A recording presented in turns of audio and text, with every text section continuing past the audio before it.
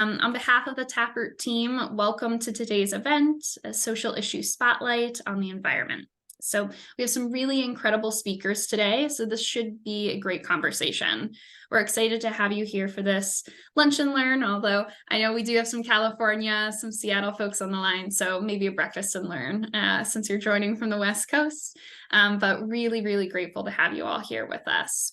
My name is Kimberly Swartz. You can call me Kim. My pronouns are she, her, hers, and I'm based out of Charlotte, North Carolina.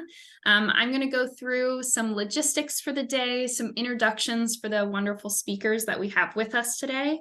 So while I do that, I definitely encourage you all to continue making those introductions using the chat box. Really appreciative of both of the Michelles we have on the line, Katrina, Priscilla, and a few other folks who have already been shouting out their introductions. Really grateful to have you here. We're asking folks to share where they're joining from and what's driving your interest in this subject matter specifically. Really curious to learn more about the community we have on the call today. So please do feel free to share if you're here with a nonprofit, sharing that organization, or if you're here as someone looking to give back, please do feel free to share that as well and include any websites or LinkedIn information that you feel comfortable sharing. So for folks who are new to Taproot Foundation, I'll start the introductions with that quick one. Taproot is a US-based nonprofit organization, and our goal is to get nonprofits the resources they need for free. So we do that by creating connections between corporate professionals and nonprofit organizations, social good organizations, to help shrink that resource gap that nonprofits are feeling. So really mobilizing resources from these other spaces, democratizing access to these really high value, high quality business resources. This event really isn't about Taproot, though. We're going to be hearing from many of our nonprofit network members and learning more about the specific social issue and how we can each take action in support of it, whether it's through Taproot or beyond. So if you do have any Taproot specific questions, I do have a colleague, Megan Gillette, who's on the line. Megan, if you can give a little wave. Taproot is also in her Zoom name. So if you have any Taproot questions throughout, you can always private message Megan, or we could have one-on-one conversations through email or phone call after the fact as well, because we really are here. We want to use all of our time to hear from our wonderful panelists. All right, so with that said, this is a especially cool day for us to be holding this discussion, as it's actually the kickoff of Pro Bono Week, which is an annual celebration of the impact of skills-based volunteerism and pro bono consulting on communities around the globe. So it's a time of year to really mobilize and inspire even more of this valuable form of service, which is exactly what we aim to do here at this event. So as I mentioned, we're joined by nonprofit leaders and experts from organizations working to protect and conserve the environment. Now, I'm sure I don't need to remind folks on the line that we're coming off of the hottest summer on record, with scorching heat waves impacting us here in North America and nations around the globe, and countless other climate change related tragedies happening as well. So it's clear we need to change societal relationships with the environment. But what can sometimes feel uncertain is, I'm only one person, what can I do? And so today we're going to hear from these nonprofit leaders on the challenges and opportunities within our own communities and how we can each take action to support nonprofits working to turn the tide and conserve natural resources, beauty, and justice, and really change our relationship with the environment. You'll hear from these organizations how they could use your support, whether that's pro bono consulting through Taproot or other avenues as well. So I really appreciate everyone who submitted questions upon registering for this event. We did get a few great questions, and we've added those into some of the questions we'll be tackling first. But I also really, really want to encourage people to engage in this conversation, make this space what you want it to be. So use the Q&A box to ask additional questions throughout the event, use the chat box, time depending towards the second half of the event. I'll also invite folks to use the Zoom raise hand function, because hopefully we can invite you to come off of mute and ask questions and chat directly with our panelists. So a few final logistic notes before I dive in. This panel is being recorded. We don't want to miss out on any of the great insights that our panelists share. And the Taproot team will share out that recording and a few other resources with everyone who is registered for the event. We will ask that during the conversation between our panelists, you keep yourself muted and keep using that chat box and the raise hand function, and we'll try and moderate the conversation as best we can because this is just an open Zoom room. And we want to make sure that everyone has a chance to engage. And if you need any tech assistance, please do shoot a private chat to my Taproot colleague on the line, Megan Gillette, because she is virtually standing by ready to assist. All right, with all of that said, I want to dive into introducing the amazing speakers that we have with us today, starting with Courtney Brady of the Fabien Cousteau Ocean Learning Center. And I will say I do not speak French, so I believe I just butchered the pronunciation of that name. So Courtney, maybe when we present the first question to you, if you could pronounce it more correctly and save me from that, that would be much appreciated. But Courtney currently serves on the board of her nonprofit. She also leads a consulting firm, First Wave Consulting, which was actually relaunched by her in 2022, specifically as an environmental nonprofit consulting firm. So she successfully led development initiatives for universities, schools, healthcare institutions, nonprofits, etc., and really has a passion for the ocean and protecting our natural resources specifically. She's an avid scuba diver, and carries certifications in reef renewal and shark awareness, and recently completed her master's degree in marine science from Unity College. She's also a volunteer scuba diver for the South Carolina Aquarium, where she performs animal husbandry and education roles in the deepest tank in North America, which I found particularly fascinating, but really, really looking forward to all of the insights that Courtney has to share with us today. So really appreciate you joining. The next speaker we have on the line with us is John Henderson of the DC Green Spaces Alliance. He is the co-founder and president of the District of Columbia Green Spaces Alliance, otherwise known as Green Spaces for DC, and is a certified Parks and Recreation executive, attorney, and city planner. Henderson has over 25 years of experience in Parks and Recreation at the Chicago Park District and the Maryland National Capital Park and Planning Commission. And in 2010, he co-founded the District of Columbia's Green Spaces Alliance, which provides fiscal sponsorship services to community groups wanting to create, maintain, and support parks and green spaces. Which, Taproot, we're a capacity builder, a field builder as well. And so know just how valuable that type of, movement building and capacity building support can be. So really, really interested and grateful for John sharing his years and years of insights and perspective with us. And then finally, we're joined by Matt Tucker of Climate Action Guide. Matt is the founder of Climate Action Guide, and prior to founding this nonprofit, he founded Rebuild Climate to advocate for climate action being a top priority for the Biden administration as a mechanism to rebuild the economy post-COVID-19. Matt's also the co-lead of 100% Renewable Truckee and the project coordinator for Pioneers of Clean Energy. Among other things, Matt also has 8 U.S. patents to his name, and when he isn't advocating for the climate, he can be found with friends and family enjoying the great outdoors. So I hope that you'll have a sense of, we have an incredibly varied set of expertise on the panel today. Really looking forward to what Matt's background is going to bring to this discussion, as well as John and Courtney's, and really don't want to waste any more time. I want to pass the mic over to them and start hearing more of their perspective on these really important questions. So let's go ahead and begin with the basic.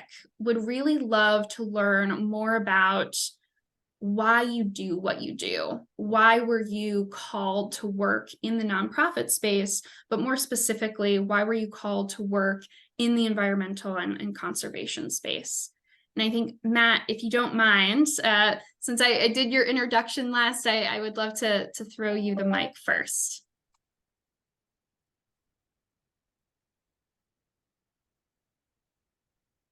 When it looks like I'm not able to hear Matt right now, we may be breaking up.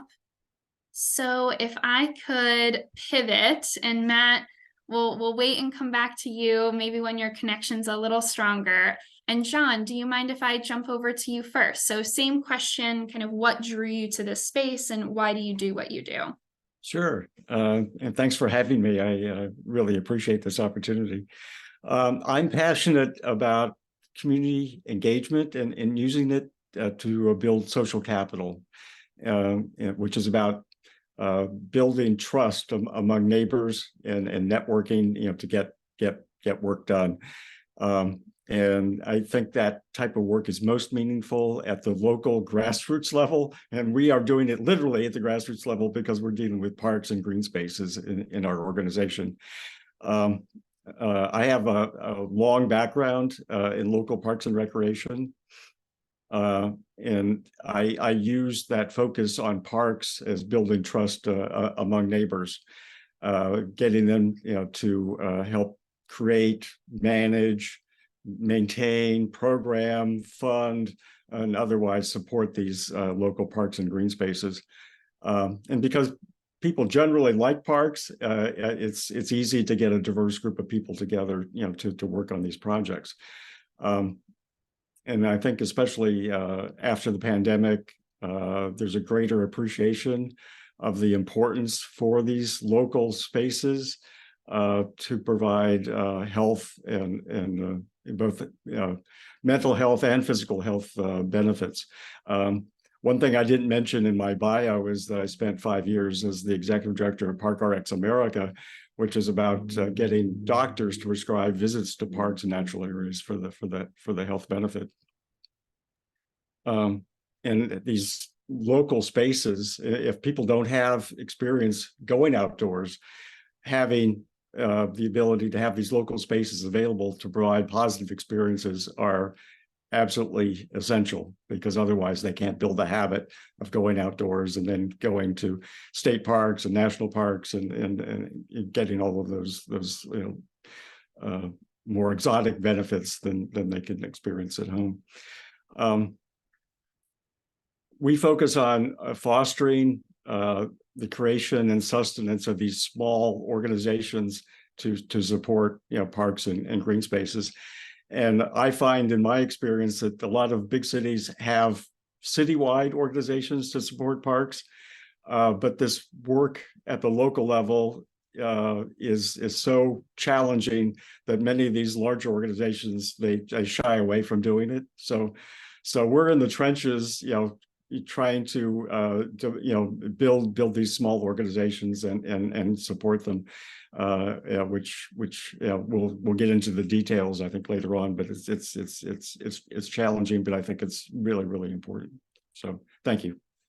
Absolutely. And I love your opening analogy of we are actually in the grassroots. That's what we're here to do. That's what we're doing. And I can personally attest for just the value of green spaces within city environments specifically.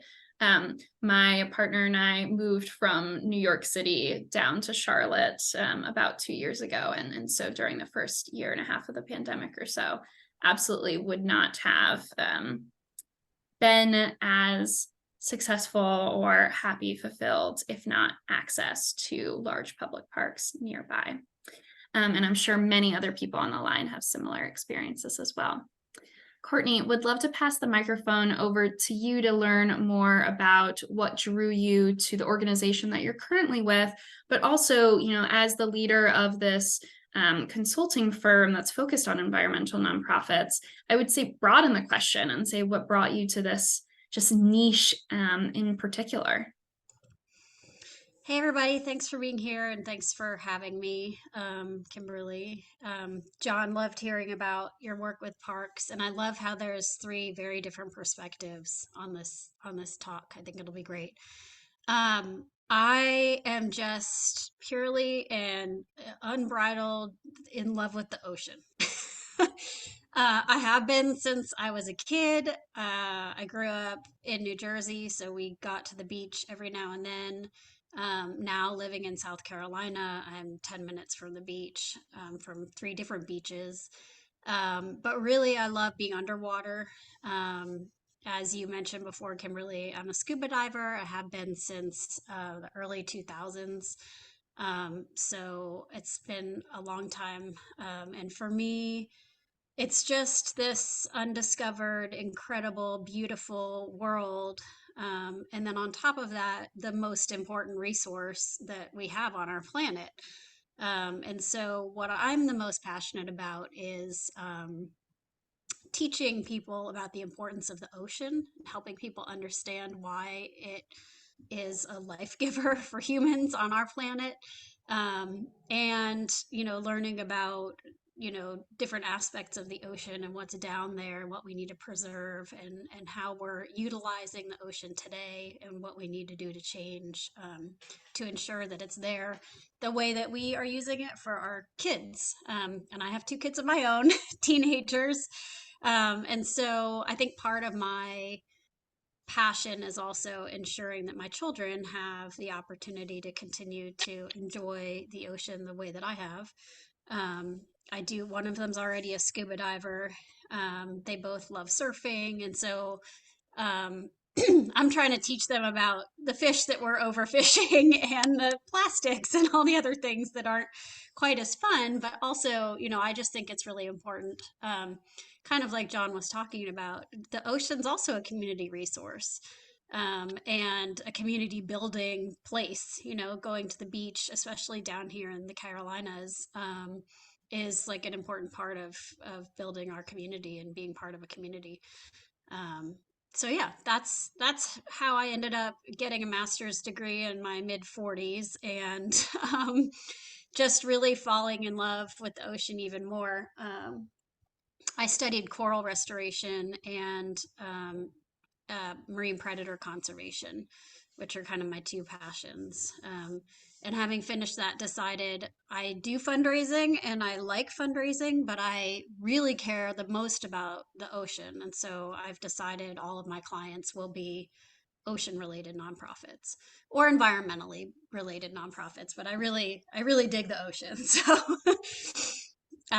the two clients that I have worked with, the Fabien Cousteau Ocean Learning Center being one of them, and then Map the Gaps is the other one, are ocean related. I think that's beautiful, merging very real practical skills that every nonprofit is in need of, on the development strategy side, the grant writing side, with this lifetime love affair with the ocean and it being a community resource, as you put. What a perfect combination and ways to intersect both of those passions. Really appreciate you sharing that. Matt, I'm wondering, do we have your audio back? Would love to hear from you next. Let's see. How's Perfect. this? Is it any better? Yeah. Yes, sounds Okay. great. Good. Good. Well, the phone works better this time.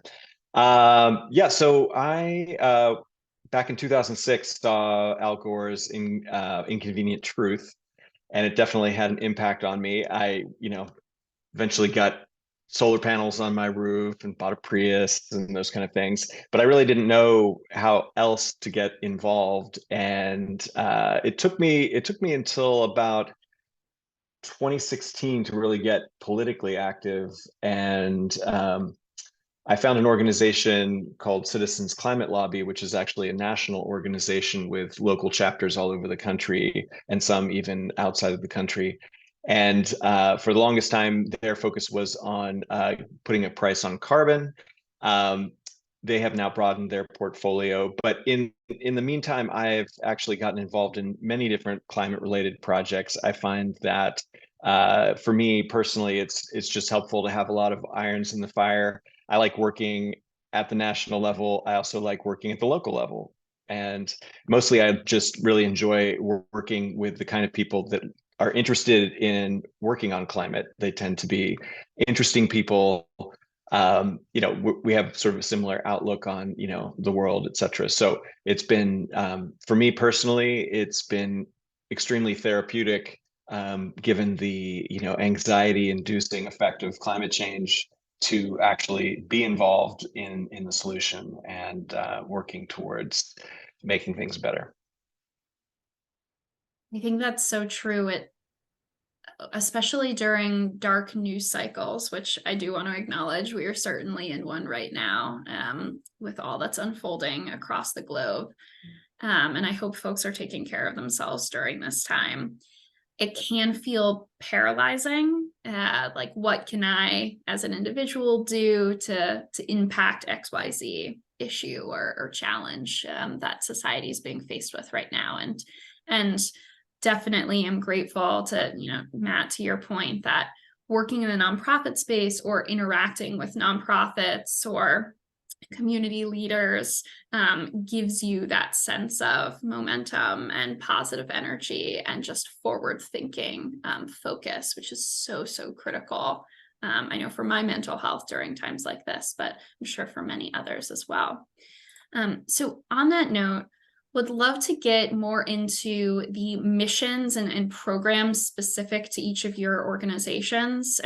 Help us learn more about the issues impacting the community members that you're serving. So talk to us a little bit more about who you serve and how you serve them. And Matt, can we go right back to you to kick us off? Sure. So Climate Action Guide serves anyone who is either concerned or alarmed about climate change. And it turns out that's actually the majority of the people in the United States. Our hope is that we'll find all of those folks out there and help them find the right organizations to either volunteer with and or donate to. Because there's a lot of organizations that do amazing work, but aren't necessarily looking for grassroots volunteers to help them out. And I think there's something to be said for doing both. And sometimes people have more money than time, or vice versa, but either is meaningful and can have real positive impact. 100%. John, I want to jump over to you next. So tell us a little bit more about the specifics of your organization and the community members that you're serving. So if you want to support a local park or green space, typically you have to become a 501c3 organization, and there are all kinds of other bureaucratic hurdles to overcome. So we do what's called fiscal sponsorship, and we provide the wraparound services for anyone wanting to support a park or green space. All of this bureaucracy, is quite daunting, and if someone wants, has the passion that they want to accomplish a project, time is of the essence, because if they immediately run into these roadblocks, they're going to lose interest and just do something else. So what we do is we provide the ability to support these people, get them the 501c3 and all of those wraparound services, the insurance, the accounting, get them incorporated, get their bylaws, get all of those things that people's eyes glaze over when they hear about. So and I think another issue for us, especially in Washington, D.C., is transience, because all these organizations have to have leadership, and with people coming into Washington, D.C., and quite often spending just a short amount of time here. They may be involved, but in order to continue their organization, continue the work, it requires that organizational development. And so we provide that technical assistance to try and sustain these organizations as well. And quite often there are, turf battles, that have to be overcome. There's, newcomers coming into a neighborhood, and they're fighting with the old time people, and maybe the issues are different. They want to do a dog park, and people say, well, that kind of cuts across the grain. They say, well, why do you want to support dogs versus people, and all kinds of interesting arguments that can ensue. But so we get involved all in all those issues. I'm sure you have many stories to tell, and I saw Michelle popped an anecdote from her time in Seattle, some drama surrounding a park update there that curious to get your thoughts on a little bit later. But really, really love and appreciate the focus that both John and Matt, you've shared. I think that's a common thread so far, just in terms of resourcing. We need more people to be thinking about their approach to the environment, their approach to green spaces. How do we empower more people, more organizations to be working in this space, which I think is really beautiful.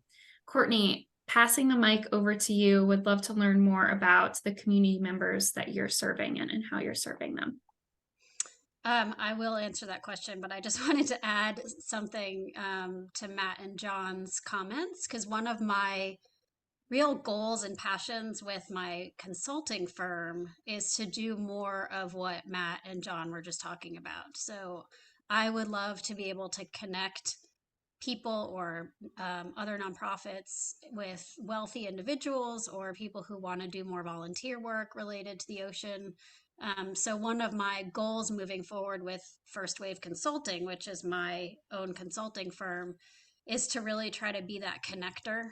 I've been in the ocean sector for a while now and feel like I have pretty good knowledge of the different players, and would love an opportunity to bring, people or corporations who want to support ocean related nonprofits together and help really make those bonds so that we can get more funding for the ocean, because it's not well funded. It's beginning to be well funded, but it's not particularly well funded right now.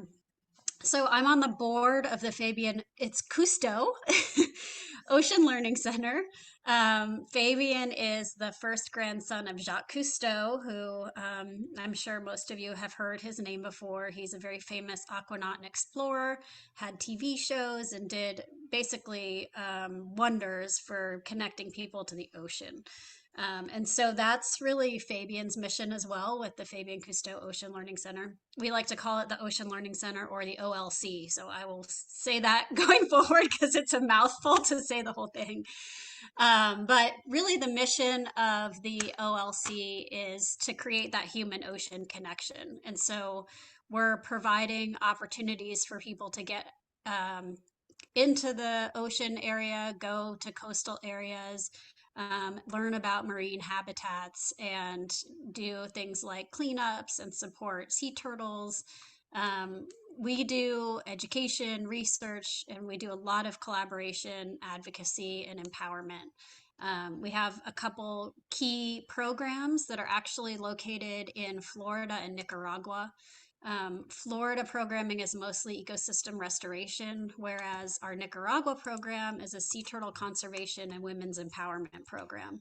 A really amazing, replicable program that is empowering local people to conserve a very key animal in their environment. So keystone species of sea turtles, there's 4 species of sea turtles in our program in Nicaragua. The sea turtle is generally a keystone species, which means it's very important for its ecosystem habitat.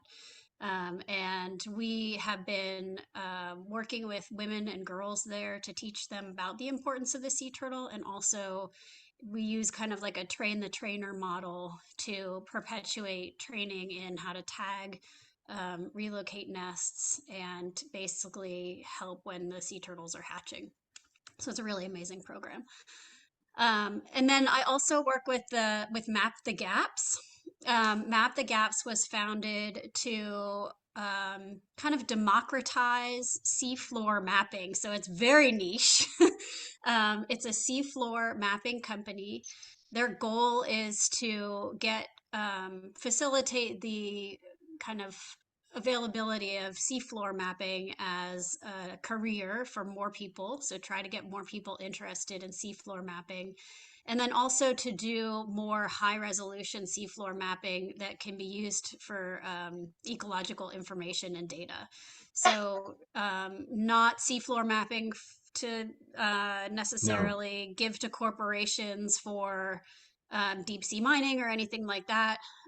We're trying to stay away from some of the more political stuff and stay toward helping Indigenous peoples and local communities understand what is right outside their back door and some of the shallower environments, and then also help map some of the deeper benthic environments for understanding of what is out there. There's some crazy statistic like we only have 10% of the seafloor mapped at this point to any level of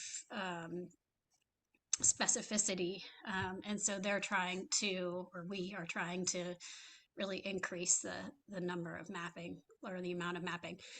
Can I add one more cool thing? Please, go for it. Okay. So one cool thing that Map the Gaps is doing that has this community related feel that I'm really excited about is a citizen science opportunity. So basically we've partnered with a company that makes a sonar, a side scan sonar that anybody can put on their boat. And we're looking really to like these big yachts that are crossing oceans and stuff, but it really could be anybody, even small vessels. And that the data, the sonar will log the data, send it up into the cloud, so the owner doesn't have to do anything.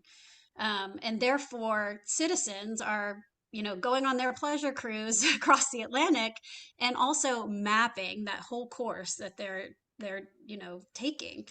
I mean, you can just imagine what would happen if we could get this out there to all these people who've got mega yachts or even medium-sized yachts who are traveling all over the ocean, and how much mapping we could get done. Wow. So anyway, I think that's pretty cool. Yeah, I mean, it's really incredible. And to Michelle's point in the chat, just such an innovative idea. And I think just a good way to make what you called, a niche field and a niche mission. Let's work together to make it not so niche, because Exactly. to another point in the chat, this is so connected to SDG, the Sustainable Development Goals. And so why can't we make this more prevalent and on people's minds? So I love everything you shared. Yeah, from each of the different organizations whose perspectives that you're representing here. And I think that perhaps is a good segue, in this thought process around, what can we as individuals do to affect change in this area? We had a really good question, and I'm just looking over at my other screen at it. This was submitted by a registrant in advance of the event. And it's around, how do you each engage with people who see human accelerated rapid climate change as inevitable, as something that we don't have the power to fight against at this point? So how do you engage with folks and change hearts and minds and influence them to take action, that it still matters, that individual action still is relevant and matters? And Courtney, would love to start with you first this time. Sure. Well, that's one of our challenges, right? In fundraising, marketing, education. It's a huge challenge, especially with, well, what we're finding is with Gen Z, and probably millennials as well. I feel like there's a very different perspective when you look at the different generations on climate change.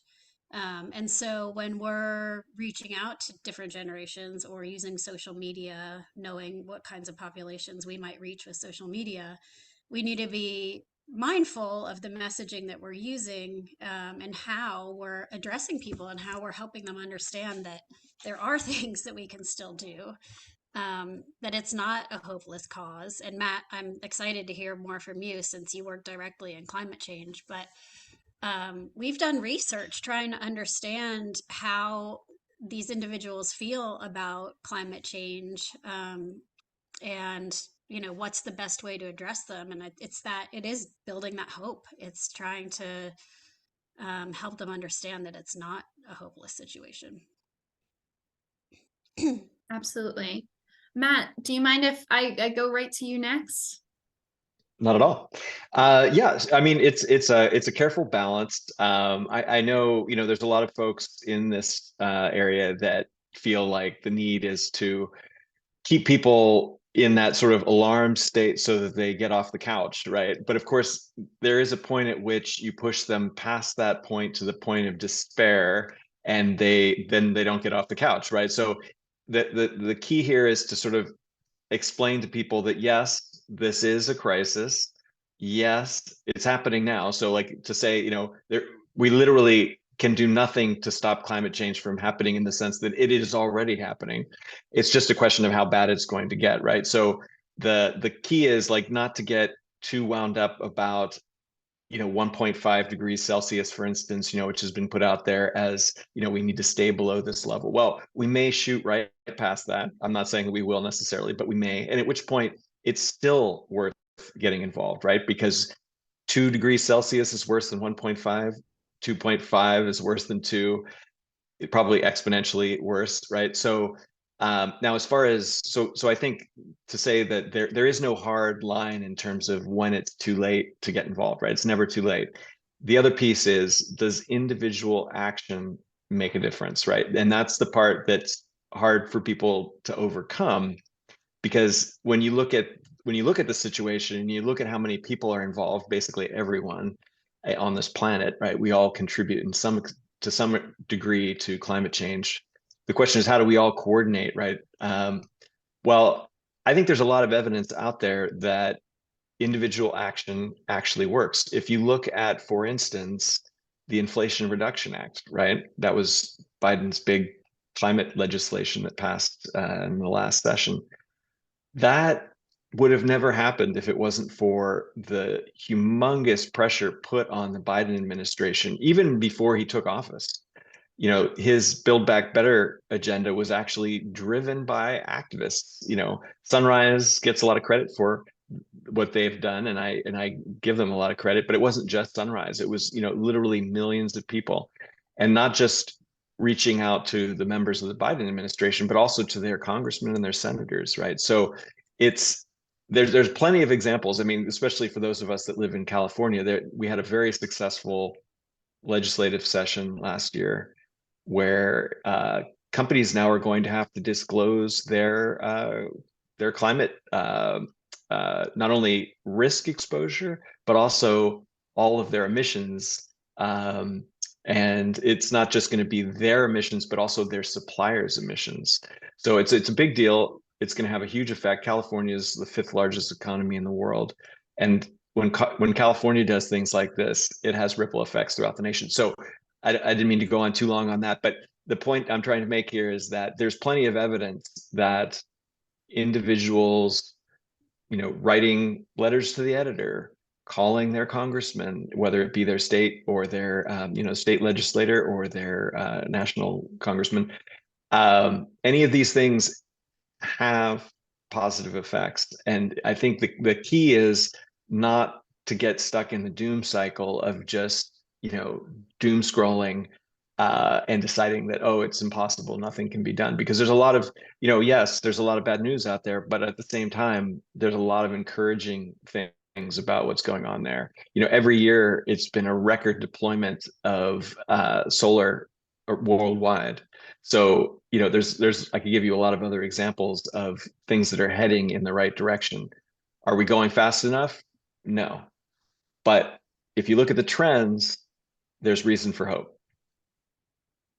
I love that focus on hope. And I think that's a through line between what Courtney was sharing as well.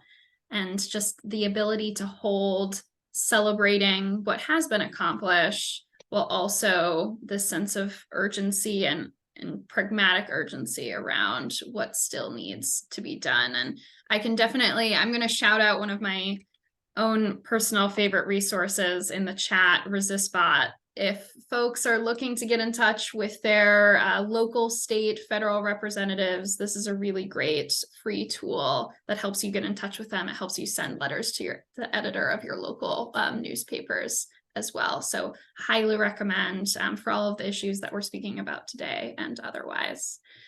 John, really curious to get your take on the same question, because of your work really enabling individuals who are working at the grassroots level, who are uniquely really passionate about taking an action towards preserving green spaces or preserving natural spaces for community members. So curious to hear your take on this idea of individual action. Yes. First of all, I want to acknowledge Matt. He was very eloquent in expressing the importance of insecurity, to mobilize action, but you don't want it to be so paralyzing that people just lose hope and don't want to do anything. So, but in the work that we do, we have people that are already motivated, to take some action, and we're trying to support them so that they, reduce the obstacles so they can do it. Unfortunately, we're in this space where news events and the high, extraordinarily high levels of crime here in Washington D.C. whatever, all this levels of anxiety, I think, can really sap the initiative of people wanting to take action. But we're lucky, I think, working in this very local grassroots space. These parks and green spaces are very therapeutic, and so if we can get people in a place where they can actually do this work and get the gratification of actually having some success, these are the people that will be leading the future on climate change, and having really motivated people in the local sector, I think is really important to build support. Yeah, so support the doers, advocate for the doers, offer them that architecture, community enthusiasm, celebration for what they're doing. I really love that. And just echoing the call that Megan just put in the chat, if anyone has any questions for our panelists, please do drop it into the chat, put in the Q&A, whatever function you're most comfortable with. And let's go ahead and switch over to this question from Michelle. What is your greatest need right now? What are you looking for from volunteers? What are you hiring for? I know this is definitely going to be important for all of our Taproot volunteers on the line who are thinking about, can I donate my skills to your organization or organizations like you and really make a difference? So Matt, let's jump to you first.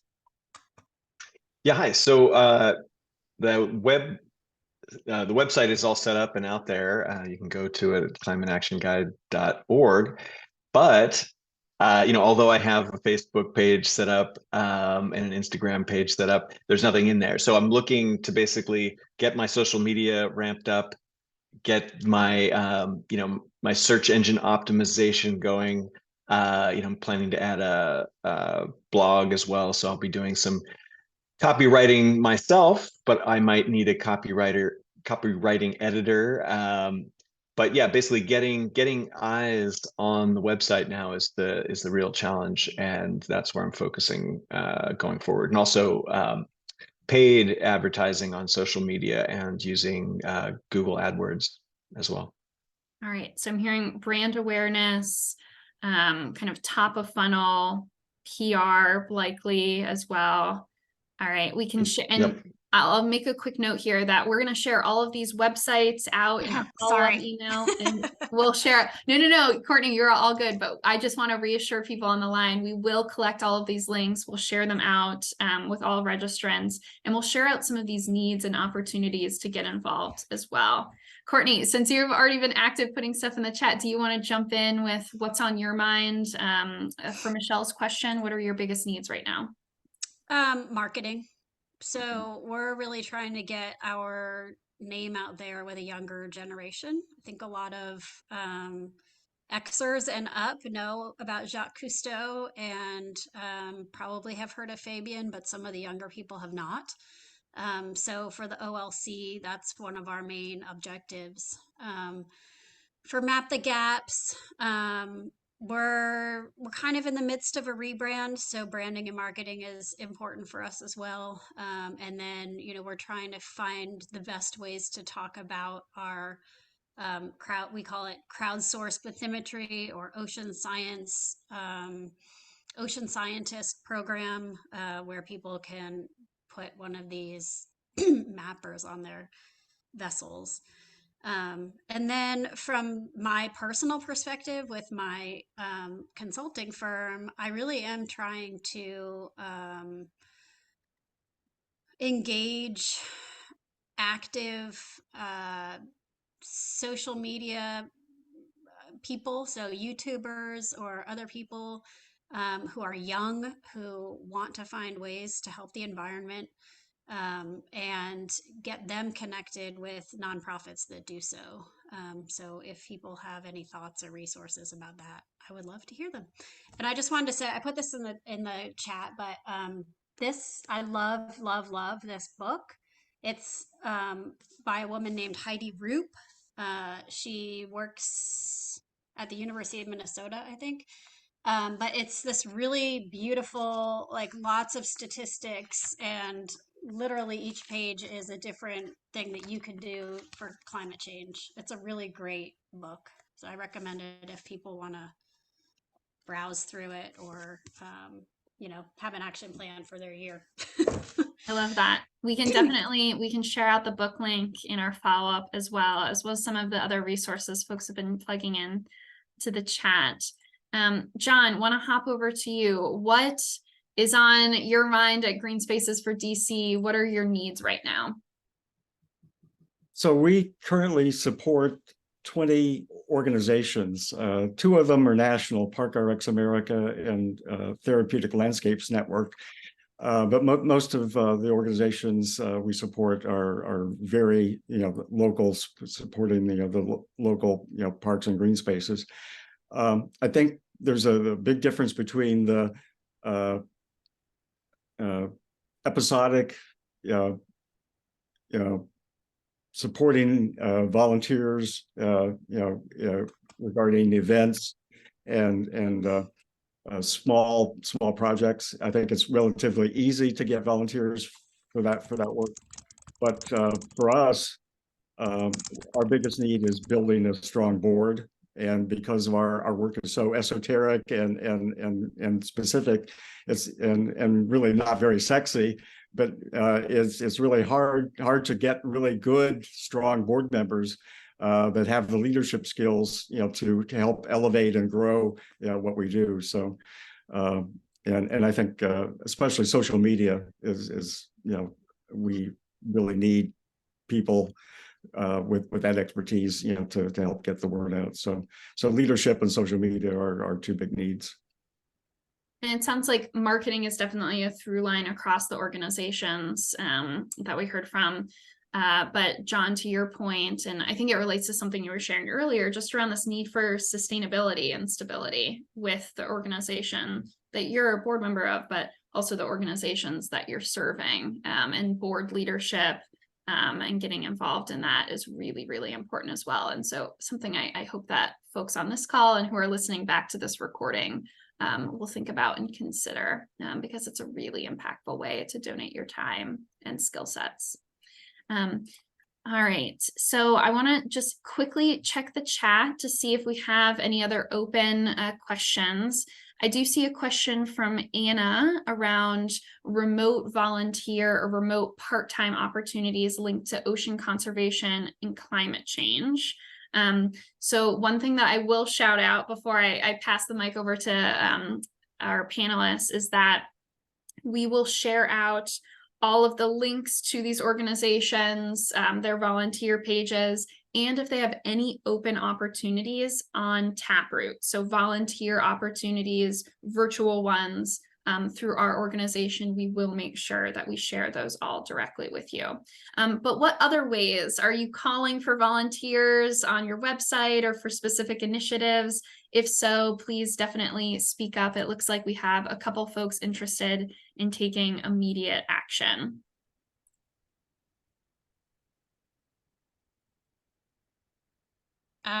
We're always looking for volunteers, and we are pretty much remote at the OLC.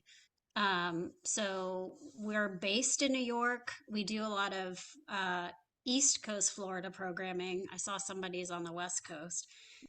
We have some people on the West Coast and have done a couple things on the West Coast, but generally we're working also in Nicaragua. So a lot of our work is remote. I was saying to another one of the visitors that we have live streams that people could log into and other resources. But we're always looking for help. It just kind of depends on what people are interested in doing, what their background is, and how they want to help. 100%. And John and Matt, I'm sure that you might say similar things, but I don't want to speak on your behalf. So if you do have any immediate volunteer opportunities, please do jump in. But if not, we can share out your website information for folks who are looking to just connect with you directly for more details. Yeah, I think I have all the needs that I have postings out on Taproot. So perfect. That'll come out. Yeah. Yeah. And what we can do, oh, John, go ahead. I saw you unmute. Yeah, just I told you what we need. So if anyone out there is interested in helping, just reach out to me personally. Great. And so one thing that I'll share is that Taproot has opportunities with organizations working across the environment and conservation space as well. And so, Megan, let's be sure to share just a more general link to kind of a filtered search where you can see opportunities specific to this type of organization. And then just from my past life as a marketer, I will also just shout out to people that you and your social media profiles, your email accounts, you have such a wide network available to you right now. And so if you've taken away nothing else from the share out of where these different organizations' needs are, it's that your influence with your own social network has a lot of power and holds a lot of weight. And so follow these organizations on social, start sharing the posts that they make on your Instagram story, to your Facebook followers, to LinkedIn. Like, you never know who might see a post that you help amplify just by using your voice through social media on these online forums. It is in and of itself a really powerful act of advocacy. So I really encourage people to use their profiles for this type of social good. So I see we are coming close on time. So I'm going to go ahead and start winding things down now. But I do just want to make it clear that I hope that this can be the first of many conversations with you and these amazing organizations that we were joined by today, with you and Taproot, and with you and more causes that are working on this really pressing social issue.